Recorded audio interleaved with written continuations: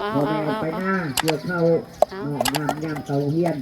ลูกกับบ้างเฮียนกับเป็นห่วงแต่เป็นสียายนำเด้อทางครูทางอาจารย์อยู่ห้องเฮียนเพิ่นกับบริป้าบริว่างเนาะคือว่าให้เขาหลายกว่าเขาแม่บ้านเนาะบ้านนี้เมื่อไว้ต่อคู่เนาะก็ต้องได้เอาใจใส่ในการศึกษาเด็กศึกษาอบรมเด็กให้กลายเป็นเด็กผู้ทันเนาะมีความฉลาดนักแหลมสร้างทักษะให้เด็ก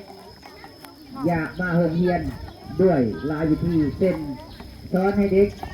มีความมนต์ซึ้งเนาะเป็นต้นศิลปะวรรณคดีก็ต้องได้จัดต้องมีน้ำผ้าพระเจ้าทุกพระเจ้าพ่อเนาะให้เขาได้เขาสิทธิโรงเรียนก็ต้องมีบรรดาครูอาจารย์ที่ถือน้ำผ้าเนาะผ้าฟ้อนผ้ามอนผ้าคืนผ้าหลินกีฬาเนาะเพื่อให้นักเรียนมีความติดใจกับการเรียนเนาะตอนนี้ในกิจกรรมการสอนซึ่งรวมเอาสภาพแวดล้อมในห้องเรียนต้องเป็นหนาอยู่หนาทุ่มสภาพแวดล้อมนอกห้องเรียนก็ต้องมีความสะอาดมีห่มนอนถ้าเราไม่มีห่มในเรียนมาไม่คงมีบอลลิ้นจังจันจังหวัดถือเอาวันที่1 เดือน 6เป็นวันปลูกต้นไม้วันเด็กจะเป็นวันพ่อนอเพื่อเหตุให้โรงเรียนของเรามีห่มมีเอาเนาะก็คือดังเข้าจัดกองประชุมเลยจะเดินจะร้องเข้ากับอาศัยยังก็อาศัยห่มโพธิ์ในนอกเพิ่นก็อยู่มาหลายปีแล้วแต่ละปีเขาก็มาจัดอาศัยห่มเพิ่นนี่เพื่อความห่มเย็นเพราะฉะนั้นแต่ละปีเขาก็จะไปปลูกต้นไม้เพิ่มให้มันหลายขึ้นแล้วก็ช่วยกันปลูกป่าช้าไงมันสูงและใครมีบอลลินท้องเด็ก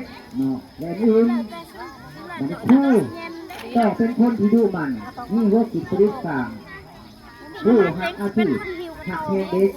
มีความหาวหันต่อหน้าที่เรียกงานเพื่อหักประกัน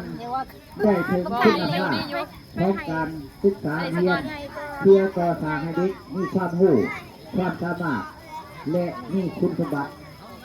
ที่ดีเนาะจากนั้น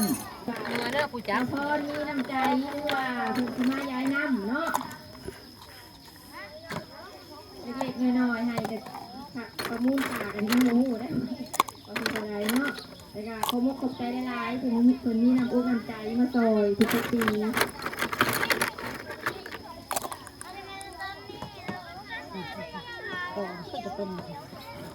มันจากลมเด้ในนามจะตั้งพิธีกัน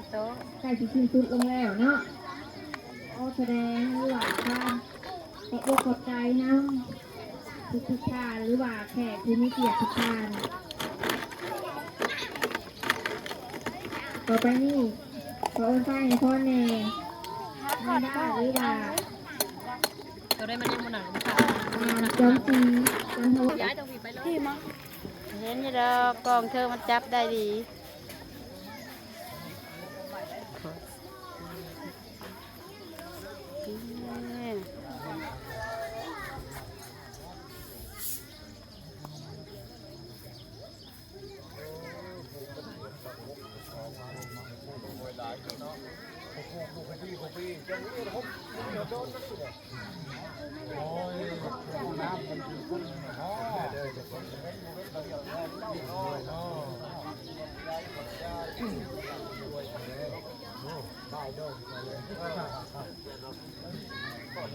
ขอบใจเจ๊เด้อให้เราด้วยได้จังหวัดนั้นบ้านยาวอย่างแรกได้คือน้องเอาต้นใบตัวเด็ดเด้อวันนี้เด้อ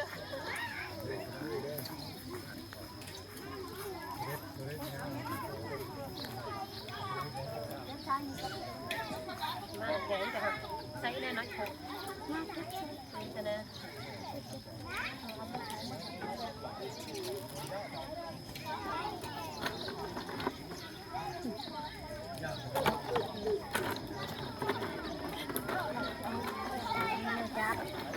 ตัวเฮียยังกับมือปัจจับแล้วนะจับเป็นบริษัทจองน้อยแค่ตัวนั้นโอ้เป็นดอกกินแตกมึงล่ะ เอาออกซะตัวน้อยเอาออกซะตัวน้อยเขาเอ้ยบัดแล้วก็ไว้บัดแล้วก็เย็นตัวไม้ใส่ซะอืม